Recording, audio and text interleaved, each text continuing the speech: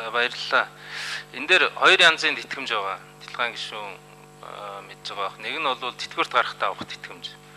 Нөгөөх нь бол хөдөө сум тосгон багт ажиллаж байгаа албан хаагчид 5 жил тутам 6 сарын одоо 6 сарын цалинтай тэнцэх хэмжээний тэтгэмж авна гэсэн ийм хоёр заалт байна.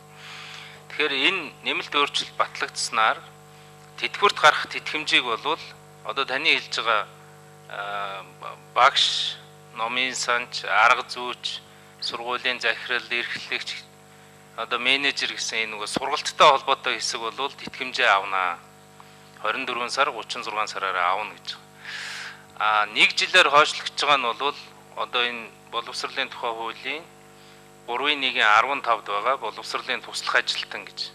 Нэгтлэн бодогч, нярав, тогооч, манаач, үйлчлэгч, мужаан, цахилгаанчин, сэлэсэр, галч болно.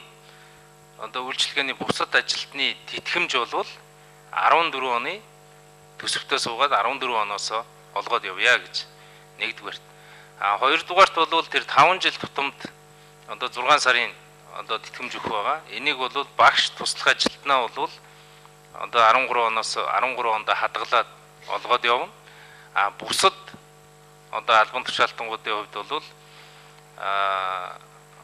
энэ 3.1-15-аас гадна боловсролын бусад албан тушаалтангууд таны хэлж байгаа тэр номын санч хичээлийн эрхлэгч, захирал гэсэн энэ хэсэг бол 14 оноос эхлээд аваад явъя гэсэн ийм хоёр ангиллаар шийдэж өгч байгаа.